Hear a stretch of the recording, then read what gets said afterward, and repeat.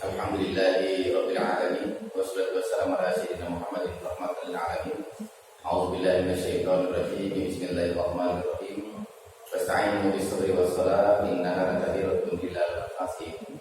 Qala Rasulullah sallallahu alaihi wasallam, awwal ma yarfa'u min hadhil ummatil khushu'a.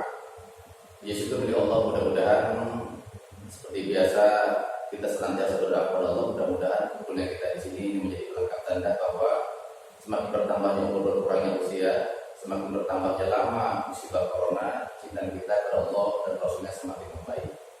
Sehingga kapanpun kita wafat, mudah-mudahan kita termasuk orang-orang yang dicatat sebagai orang yang taat. Amin ya rabbal alamin.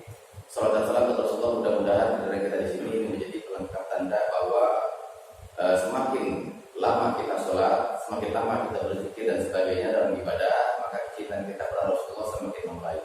Sehingga mudah-mudahan walaupun kita begini-begini aja, ya, tidak perlu lama berkiai, bukan ulama, bukan ustaz, tetapi insyaallah ya akhirat Rasulullah punya cukup alasan memberikan kita syafaat sehingga kita bisa masuk surga sama-sama. Ya amin ya rabbal alamin. Pada kesempatan yang sangat baik ini kita lanjutkan kajian kita. Namun sebelum itu yang pertama kita lazimkan untuk mendoakan orang-orang yang kita cintai, keluarga kita, khususnya keluarga kita Sakinah dua barangkali yang sakit, mudah-mudahan jadi sehat dan sehat tambah sehat. Yang sedang ada musibah, Allah tambahkan ujian, Allah tambahkan hatinya. Kemudian sedang punya urusan, Allah mudahkan. Sehingga pulang dari sini, insya Allah bukan saja kita mendapatkan manfaat dari kajian ini, tetapi juga orang-orang yang hadir pun tetap mendapatkan manfaat. Karena bisa jadi tidak hadirnya bukan karena nggak pengen ngaji, tapi mungkin karena ada satu lain hal. Yang penting bagi kita kebiasaan dalam hal seperti ini adalah bahwa kalau kita ngaji seperti ini, jangan lihat yang nggak hadir. Karena yang tidak hadir itu apapun alasannya, dia tidak akan pernah jadi saksi kita di akhirat. Jadi kalau dia nggak hadir, kalau sakit, kita doakan supaya sembuh. Kalau dia punya masalah, mudah-mudahan cepat-cepat Allah selesaikan di akhirat. Dan kalau dia punya hajat, mudah-mudahan ya Allah segerakan Allah kabulkan hajat-hajat. Dan orang-orang yang kumpul di sini ini adalah para saksi yang akan menjadi saksi kita di akhirat.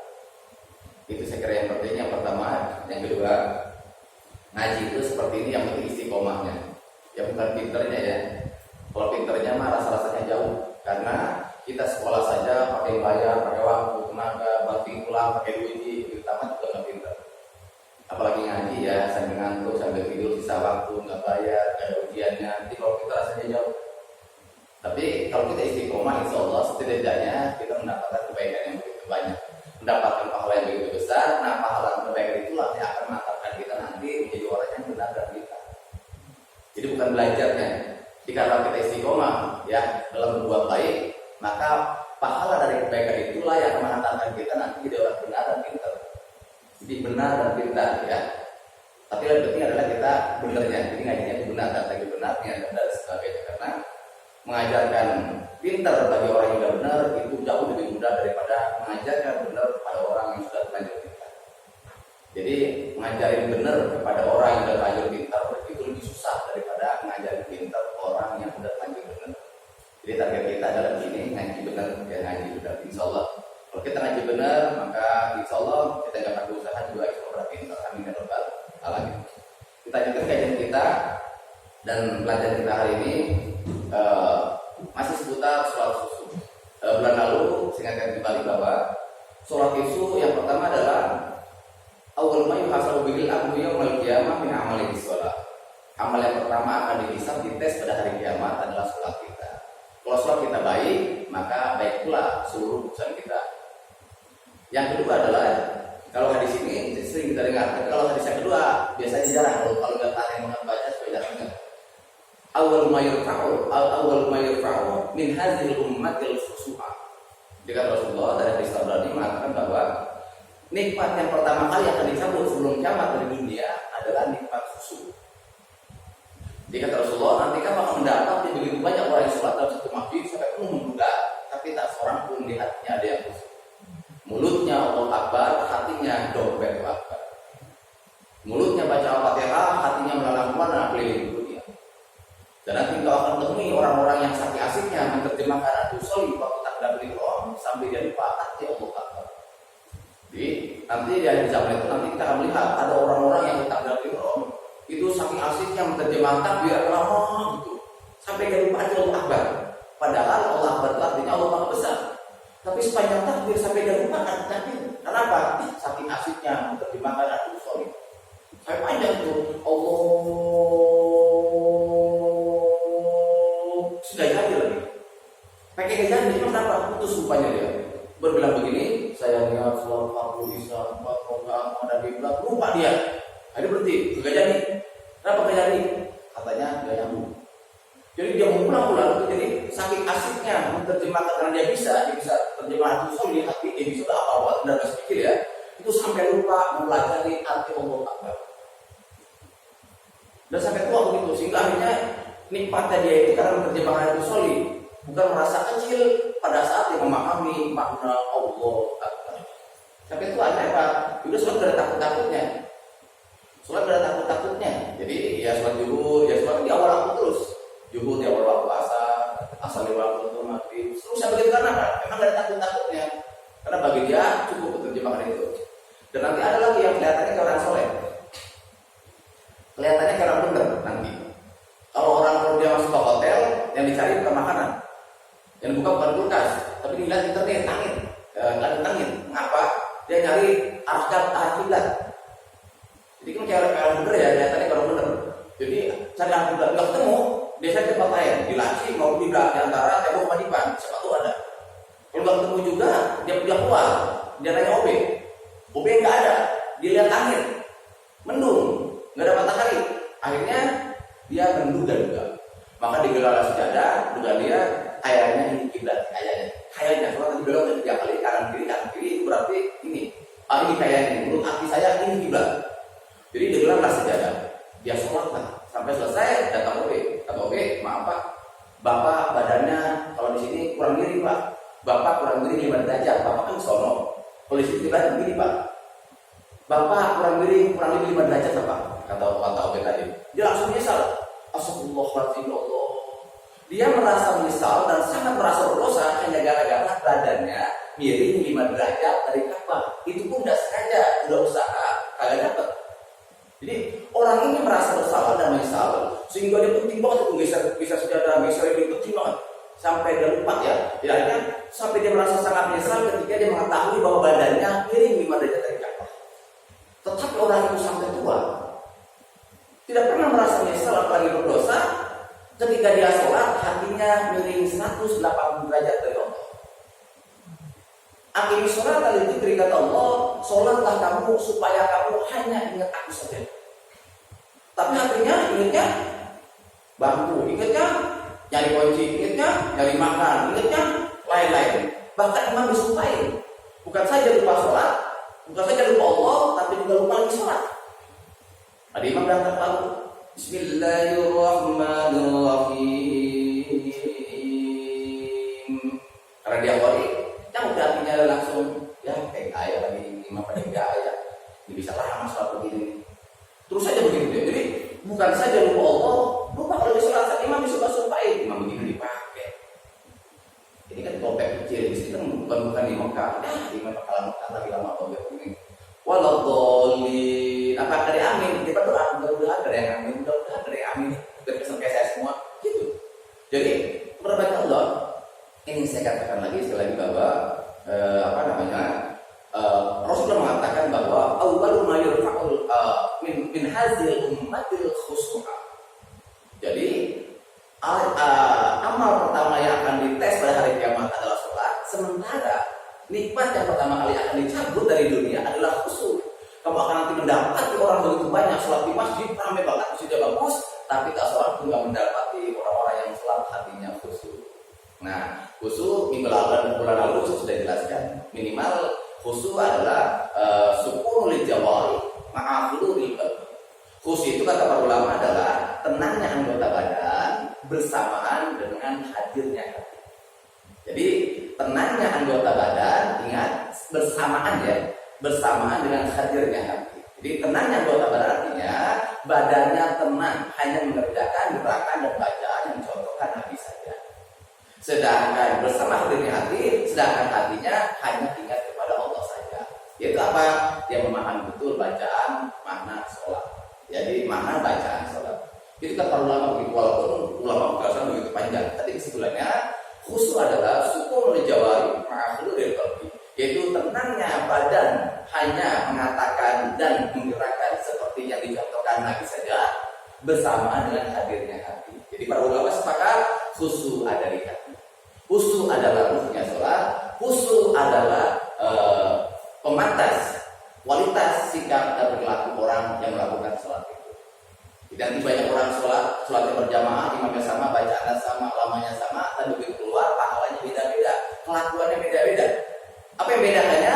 Suruh Rasulullah. Nanti ada orang sholat rame-rame, kelakuan semuanya sama, dan begitu keluar kelakuannya beda, pahalanya beda. Kenapa?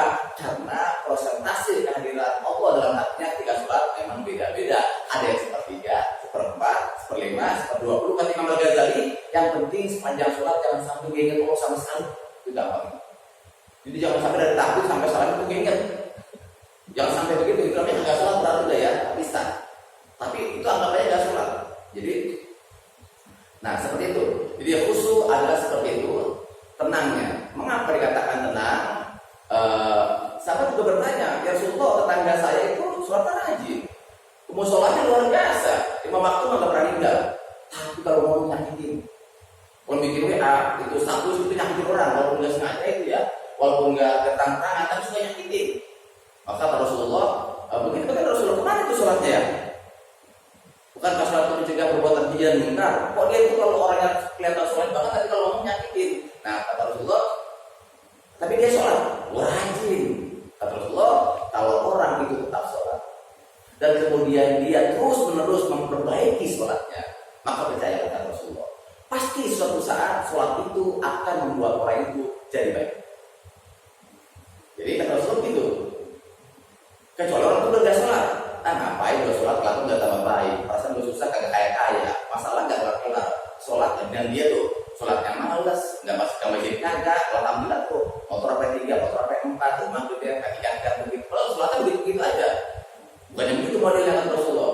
Kalau orang itu tetap sholat, kemudian dia memperbaiki sholatnya berjamaah seperti biasa di masjid, percayalah pasti suatu saat sholat itu akan membuat orang itu jadi baik, karena sholat itu sistem.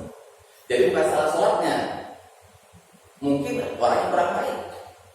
Maka datanglah seseorang tergopoh-gopoh, ya Rasulullah, wahai kepada sahabat, wahai sahabat, bagaimana dengan saya? Kenapa ente?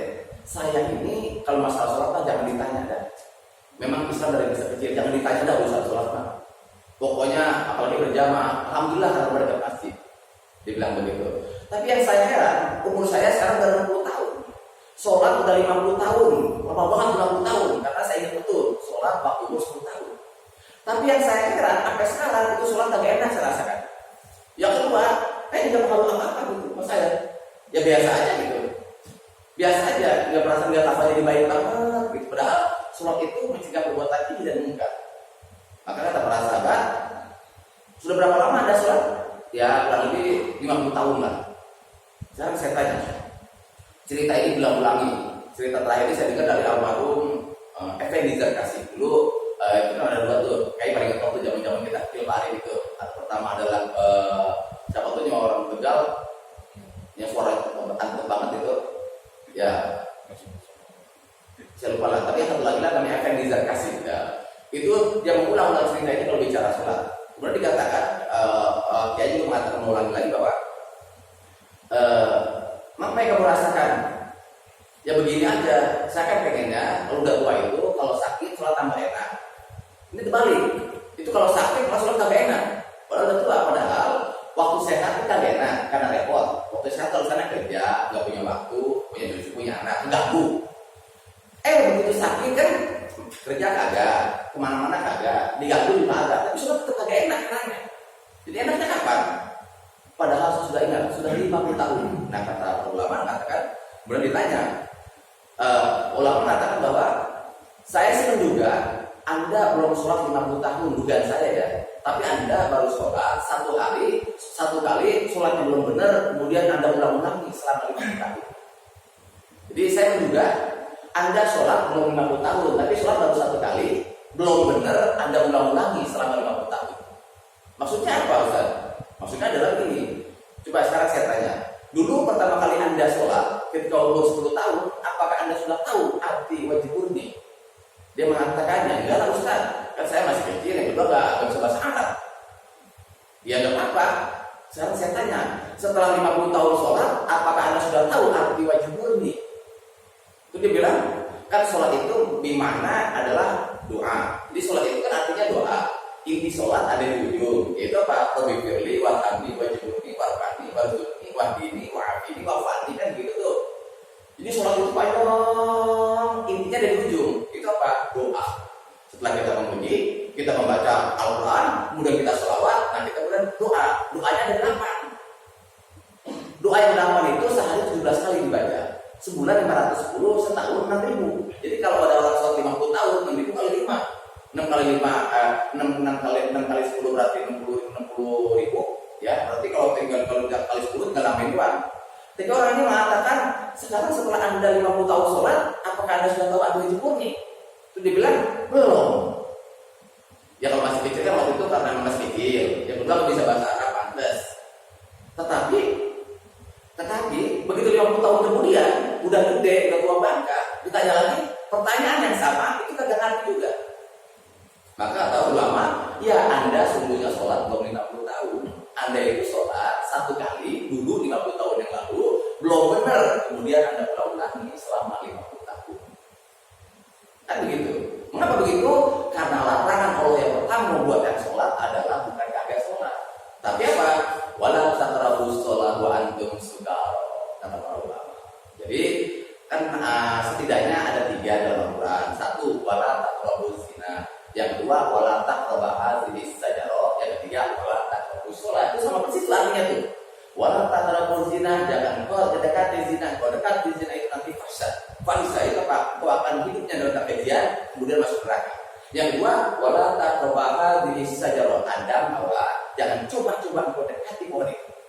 Kalau kau dekati pohon itu, maka tempatmu nanti pindah ke dunia seperti neraka. Karena dunia itu seperti neraka bagi orang-orang yang pernah tinggal di surga. Bagi orang surga kayak kita, dunia ini surga.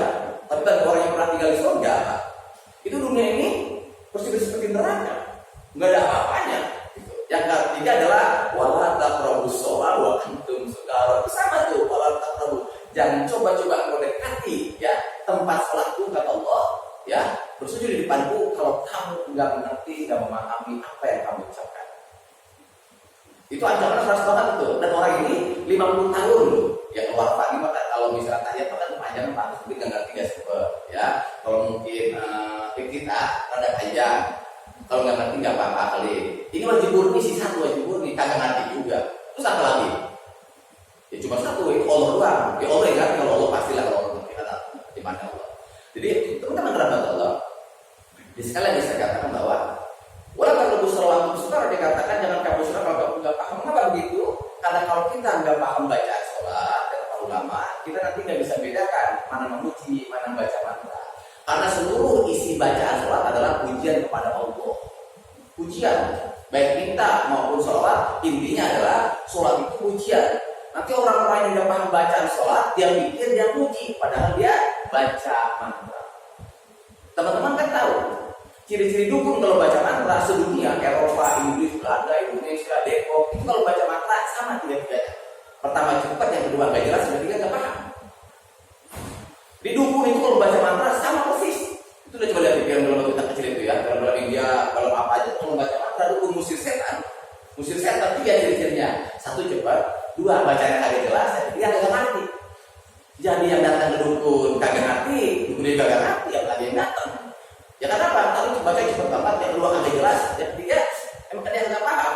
Nah, nanti ada orang-orang yang sholat, dia pikir dia muji Allah, padahal dia sedang baca mantra, seperti dukun musik kata Rasulullah, orang ini walaupun sholat yang paling depan, maka sungguhnya jaraknya paling jauh dari Allah. Jadi, teman-teman rahmat Allah, itu mengapa kita penting itu. Jadi khusyuk, kembali lagi saya katakan, khusyuk adalah intinya sholat, khusyuk adalah ruhnya sholat. Nanti ada manusia, ada badannya, nggak ada ruhnya, namanya mayit. Ada lagi balik, ada ruhnya, kagak ada badannya, awal malam di posyandu, namanya kuntilanak. Nanti ada orang sholat begitu, ada orang sholat badannya di mana?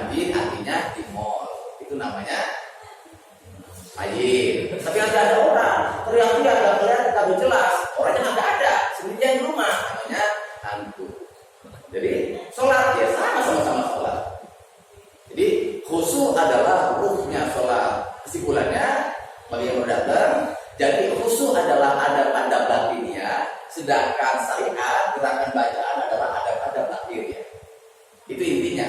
Nah, kedua adab ini dalam sholat harus ada.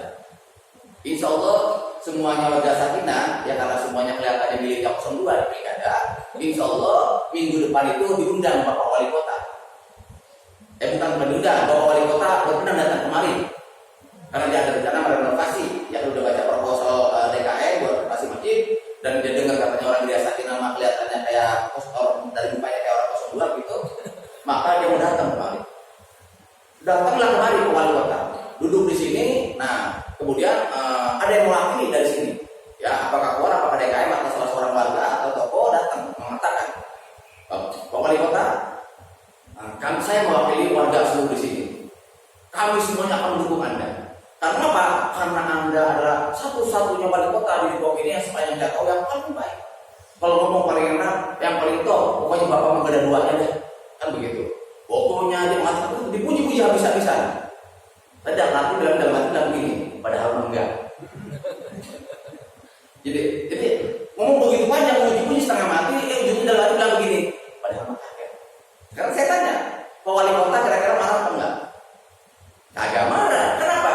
Karena Pak Wali Kota itu hanya bisa menilai adab-adab lahir ya. Dia hanya bisa menilai badan dan omongan kita.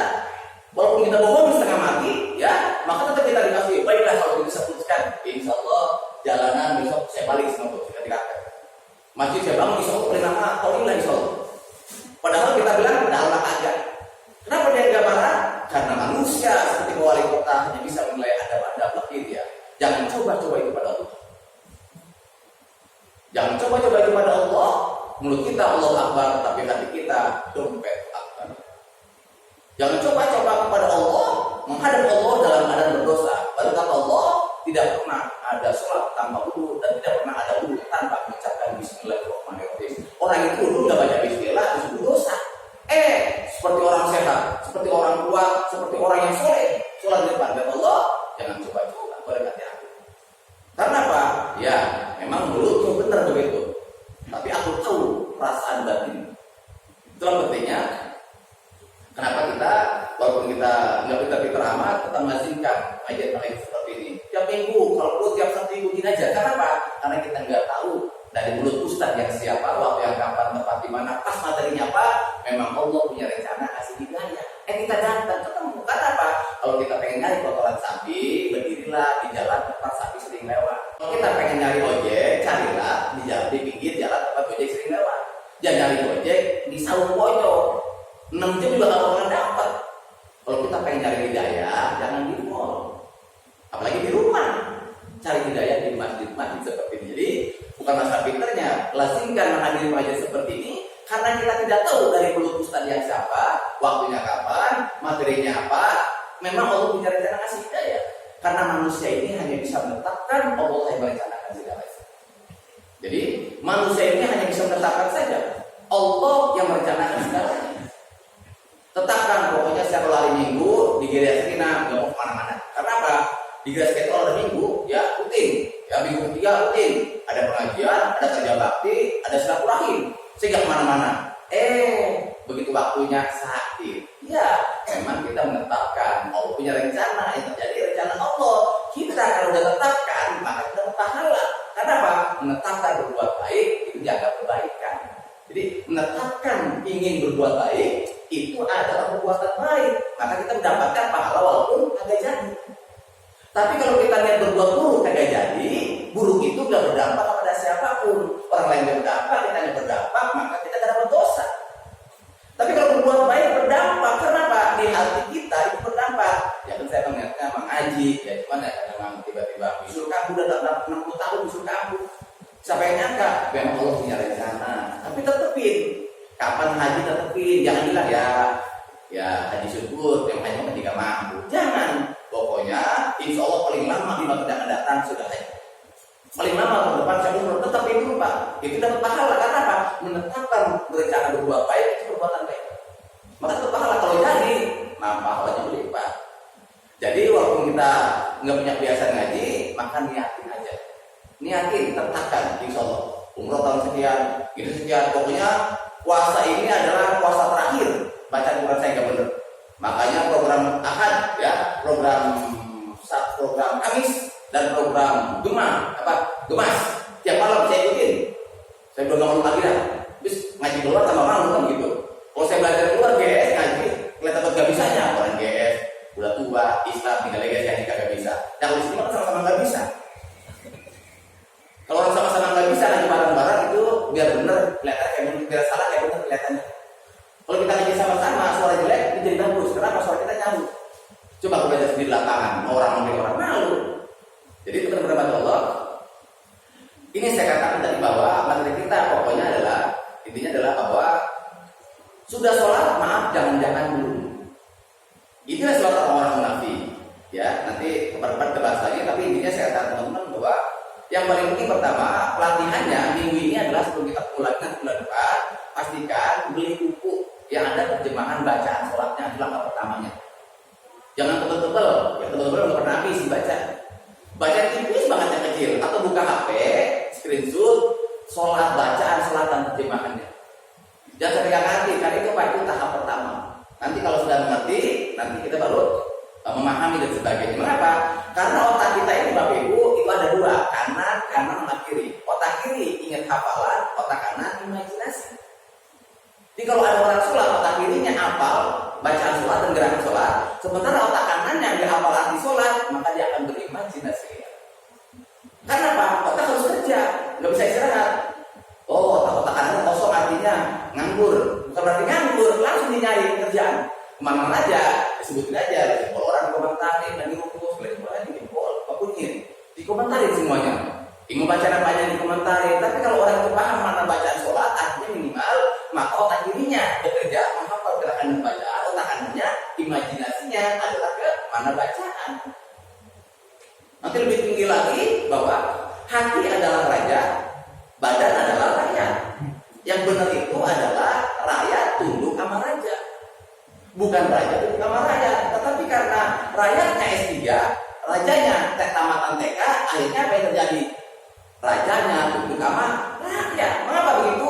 Rakyatnya itu S3, badannya sholat udah 40 tahun, udah hafal banget, udah profesor ke badan.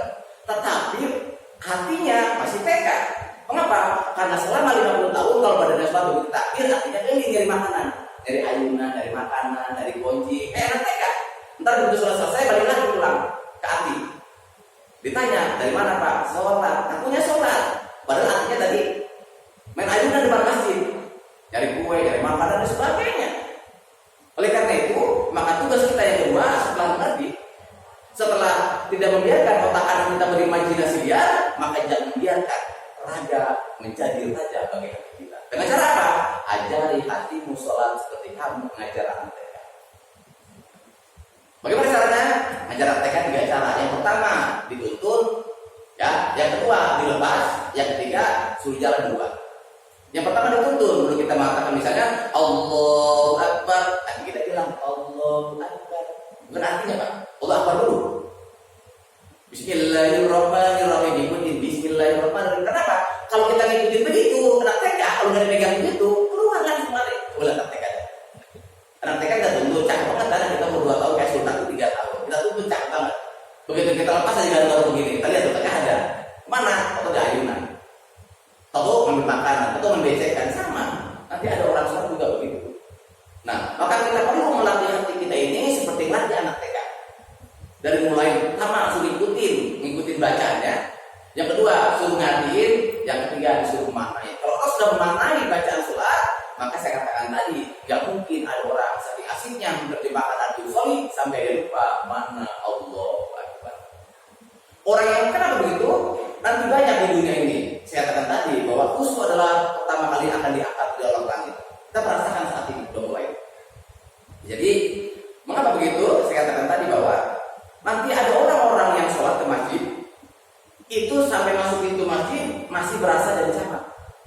Kan yang sholat sini kan teman-teman ada yang di direktur, ada yang kerja di BIN, ada yang kerja di sandi negara, ada yang kerja di perusahaan, ada yang dagang, ada begini, ada yang BKM, ada yang kuat.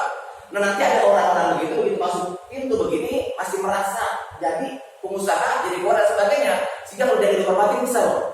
Padahal dia lupa pintu gerbang ini batasnya rumah Allah. Di rumah Allah ini semuanya tamu. Yang merasa mengeserkan merasa jadi RP begitu gak disambut kesel. Ini rumah Allah, semuanya tamu. Masa datang menyambut tamu. Yang nyambut tamu itu yang punya rumah. Apa sambutannya? Allahumma ftahli abwaaba rahmati. Ada baca di pintu, gede banget. Jadi tadi dia merasa begitu, masih jadi bawa jabatan, enggak apa? Dia kesinggung kalau nggak dilakukan dengan baik di sini. Dia lupa, ya, bahwa semua orang di dunia ini Allah kasih kebesaran yang dari sama, RW, dan sebagainya. Tetapi begitu masuk ke masjid, maka semua orang itu jadi sangat kecil dibandingkan dengan masjid ini, baik tempatnya maupun derajatnya. Kan di rumah Allah. Jadi orang memang besar masuk ke masjid, tapi nggak ada apa-apa dibandingkan dengan masjid As-Sakinah ini. As-Sakinah ini besar, tapi nggak ada apa-apa dibandingkan Depok tempat Sakinah ada. Depok sangat besar Pak, tapi nggak ada apa-apa yang dibandingkan dengan Indonesia tempat Depok ada. Indonesia sangat besar, tapi nggak ada apa-apa yang dibandingkan dengan bumi tempat Indonesia ada. Bumi sangat besar, nggak ada apa-apa yang dibandingkan dengan planet Jupiter, Saturnus dan sebagainya. Planet-planet itu sangat besar, tapi nggak ada apa-apa yang dibandingkan dengan matahari. Matahari sangat-sangat besar, tapi nggak ada apa-apa yang dibandingkan dengan Milky Way. Jagat raya yang terdiri dari miliaran matahari. Milky Way ini sangat besar, luar biasa, tapi nggak ada apa-apa yang dibandingkan dengan Baitul Maqdis.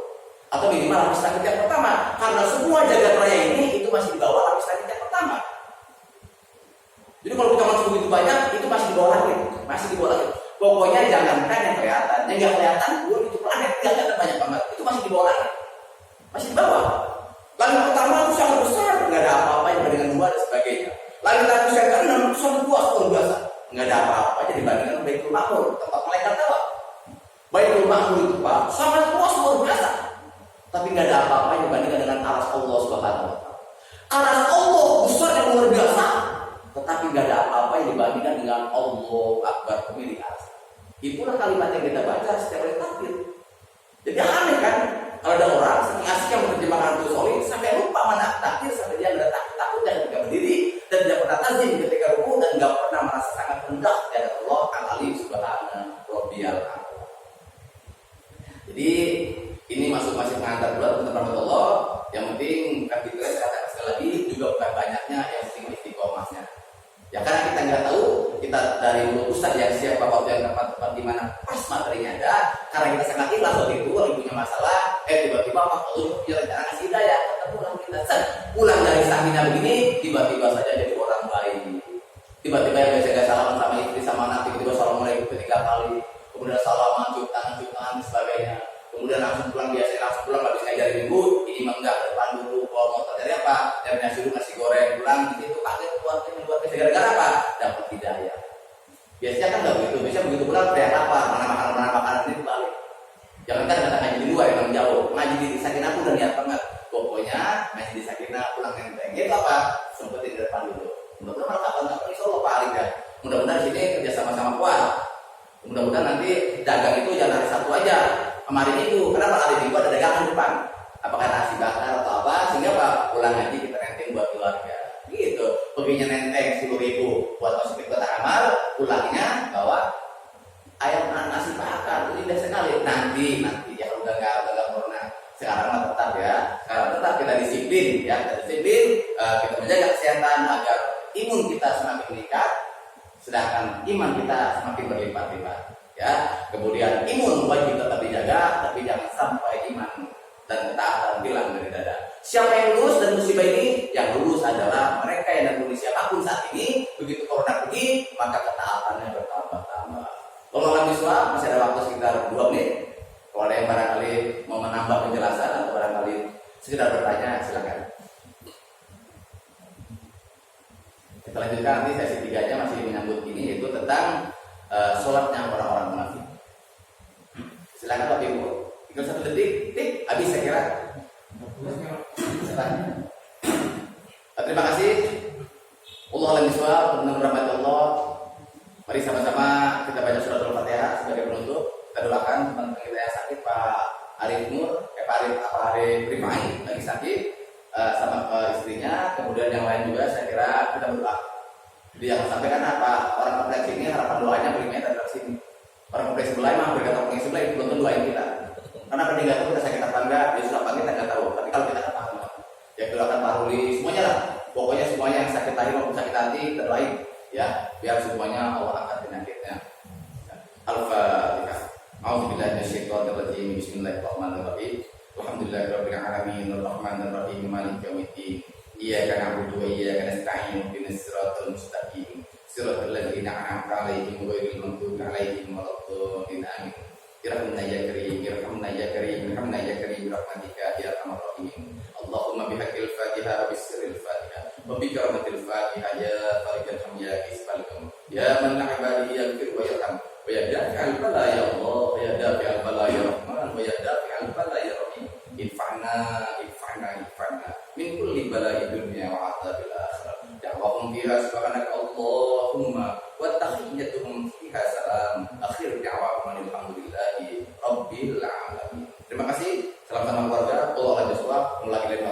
Assalamualaikum warahmatullahi wabarakatuh.